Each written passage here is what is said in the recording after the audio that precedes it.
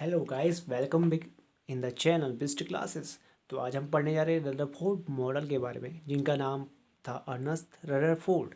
तो इनकी बात करें तो अर्नेस्ट रदरफोर्ड ये जानने के लिए बहुत उत्सुक थे कि जो एटम्स होता है यानी परमाणु होता है उसमें इलेक्ट्रॉन की व्यवस्था या इलेक्ट्रॉन्स अरेंजमेंट कैसे होता है वो जानने के लिए उत्सुक थे। तो इसलिए इन्होंने ये एक्सपेरिमेंट को जन्म दिया।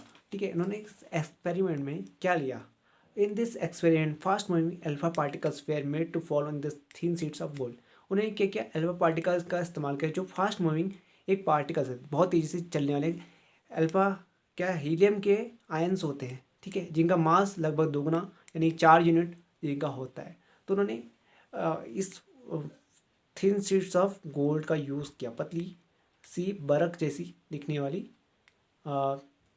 धातु की शीट्स का यूज़ किया और उसमें अल्फा पार्टिकल्स का बॉम्बार्डमेंट किया। उसके पीछे उन्होंने एक ऐसी स्फुट दीप्ति यानी इन्फ्लोरेसेंस प्लेट का को लगा दिया, जिससे पता चले कि कोई भी इलेक्ट्रॉन अगर इससे पार गुजरे तो अगर वो पीछे फिल्म पर टकराए, ठीक है, इस पट्टी पर टकराए तो वो इन्फ्लोरेसेंस यानी कोई चमक हमको देखने को मिले और इससे पता चला कि जो इलेक्ट्रॉन है पीछे आ चुका है।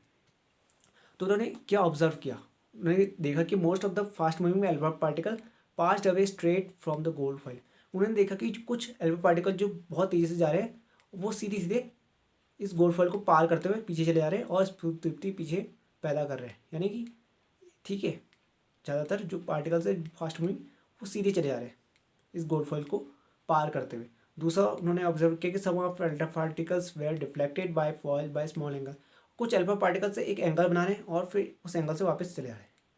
सब एंगल बना रहे हैं फिर डिफ्लेक्ट हो अपने पथ से विक्षेपित हो जा रहे हैं। ठीक है, ऐसा आ रहे हैं फिर ऐसे विक्षेपित हो जा रहे हैं, ऐसा आ रहे हैं ऐसे विक्षेपित हो जा रहे हैं। और तीसरा ऑब्जर्व इन्होंने ये किया, सरप्राइजिंगली इन्होंने क्या ऑब्जर्व किया? Surprisingly 1/12,000 particles appear to be rebound. 12,000 में से एक जो एटम या एक इलेक्ट्रॉन है वो वापस उसी पाथ से वापस चला रहा है, 180 डिग्री से आ रहा है, 180 डिग्री से वापस चले आ रहा है। ठीक है, तो उससे इन्होंने क्या ऑब्जर्वेशन से क्या निष्कर्ष लिखा, क्या कंक्लूजन मिला उसको हम जानते हैं। ठीक है, तो जो फर्स्ट हमने बताया कि जो फास्ट मूविंग कुछ अल्फा पार्टिकल्स थे वो सीधे चले जाते हैं।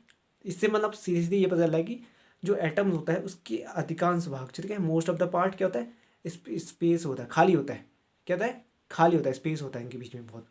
दूसरा जो पॉइंट था वो क्या कहता है? Some of particles were deflected by sub angles. कुछ कुछ अल्फा पार्टिकल्स होते हैं एक कोण से विक्षेपित हो जाते हैं, अपनी दिशा से भटक जाते हैं। इसका मतलब कहीं ना कहीं उसमें एक पॉजिटिव चार्ज है जो उसके कण को विक्षेपित करने में हेल्प कर रहा है। ठीक है, ऐसा आ रहा है तो ऐसे मूव हो जा रहा है, यहाँ पर धनावेश होगा तो ये ऐसे नेगेटिव आया, ऐसे डिफ्लेक्ट हो जाएगा एकदम से। ठीक है, तो इस वजह से ये डिफ्लेक्शन देखने को मिला। तीसरा है सरप्राइजिंग, 12,000 में से एक पार्टिकल जो है वो वापस अपनी जिस स्थान से जिस पथ से आता है उस पथ से वापस चले जाता है। ठीक है, जिस जिस पाथ को फॉलो करता है उस पाथ को दोबारा फॉलो करने जाता है आफ्टर स्ट्राइकिंग। ठीक है, तो इससे ये पता चलता है कि जो एटम है उसका मास एक पर्टिकुलर छोटे से भाग में या छोटे से पार्ट में कंसंट्रेट रहता है। ठीक है, एक वॉल्यूम पे कंसंट्रेट रहता है। इसको उन्होंने क्या कहा? न्यूक्लियस कहा। तो ये था रदरफोर्ड का मॉडल। इसकी ड्रॉबैक्स हम आगे वाली वीडियो में पढ़ेंगे। ठीक है, तो आपको ये आई होप कि आपको ये समझ में आएगा। तो मैं एक बार और बता दूँ कि जो अल्फा पार्टिकल्स होते हैं वो डबल चार्ज हीलियम के आयंस होते हैं, जिनका मास कहता है ना 4 यूनिट के बराबर होता है। अल्फा पार्टिकल्स बहुत तेज़ी से गति करते हैं, ठीक है, बहुत तेज़ी से मूव करते हैं। उन्होंने सोने की पत्ती का इस्तेमाल इसलिए क्योंकि एक सोना ही है जिसको हम बहुत पतला पीट पीट के पतली परत के रूप में थिन शीट्स में बना सकते हैं। ठीक है, आई होप कि आपको ये वीडियो समझ में आई होगी। अपने दोस्तों के साथ ये वीडियो शेयर कीजिए, लाइक कीजिए, हमारे चैनल को सब्सक्राइब करने की कोशिश कीजिए। धन्यवाद।